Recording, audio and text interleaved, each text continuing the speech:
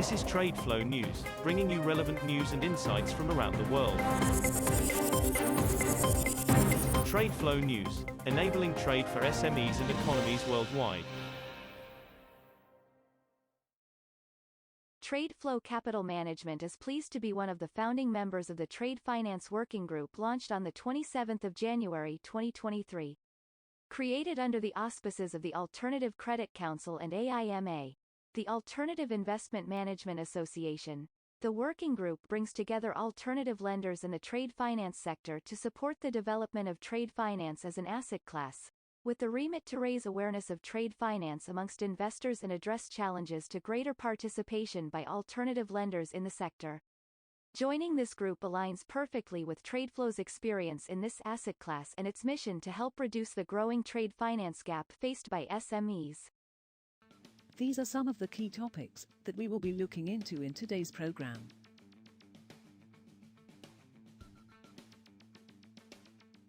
First, let's take a look at the overnight headlines which are impacting the commodity markets.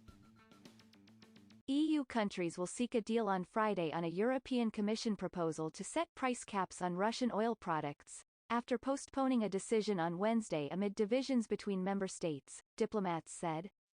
The European Commission proposed last week that from February 5 the EU apply a price cap of $100 per barrel on premium Russian oil products such as diesel and a $45 cap per barrel on discounted products such as fuel oil.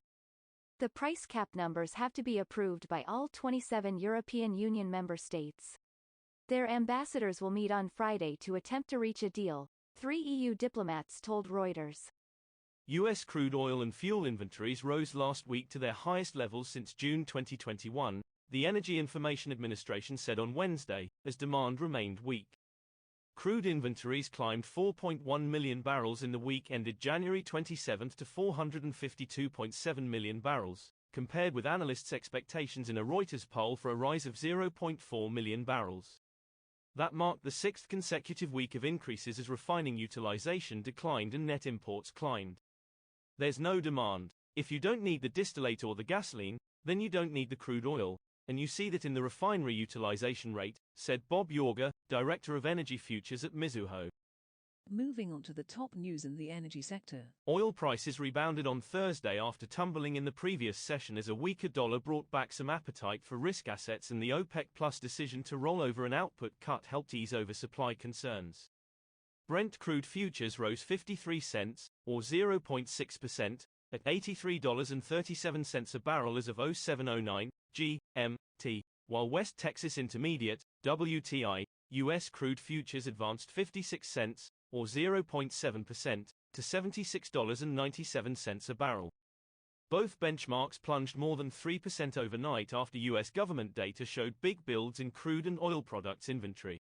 Japanese power utilities are stepping up efforts to cut thermal coal import costs by switching to lower quality grades and widening import sources, company officials said, as Tokyo looks to fight inflation and boost energy security. The measures include burning more of cheaper low to mid-grade coal and seeking new suppliers in Africa and South America, they said, as the world's number 3 coal importer has sharply reduced imports from Russia, sanctioned for its invasion of Ukraine. The disruption in Russian energy exports squeezed energy supplies globally and drove prices of coal and liquefied natural gas to record levels last year, hitting nations hard.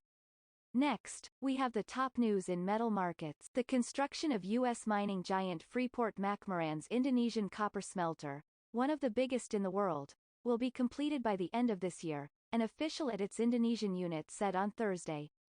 The $3 billion facility in Gresik, East Java, will have capacity of 1.7 million tons of copper concentrate and is expected to start operations gradually in 2024. Agung Laksamana, Freeport Indonesia's Executive Vice President of External Affairs, said that substantial construction of the smelter would reach 100% completion by the end of 2023. Copper prices in London rose on Thursday, as a weaker dollar made greenback-priced metals cheaper to hold as of other currencies. 3-month copper on the London Metal Exchange rose 1.1% to $9,187 a ton by 0231 GMT, while the most traded March copper contract on the Shanghai Futures Exchange dipped 0.5% to 69,200 yuan, $10,302.68 a ton. The dollar tumbled after the U.S. Federal Reserve said it had turned a corner in the fight against inflation, giving markets a confidence boost that the end of its rate hike campaign is near.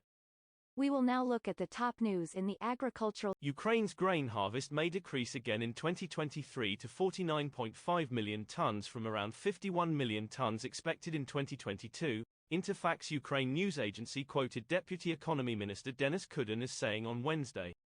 Ukraine harvested a record 86 million tons of grain in 2021, but its farm sector has been hit by the Russian invasion, which has seen swathes of land in the east, south and north of the country occupied or damaged by hostilities. Kudin was quoted as saying that even with a smaller harvest, the ministry saw no need to curb grain exports as the country had enough food to cover all needs. That is all for today's news on commodity markets. Stay tuned to TradeFlow News as we continue to provide you with more updates.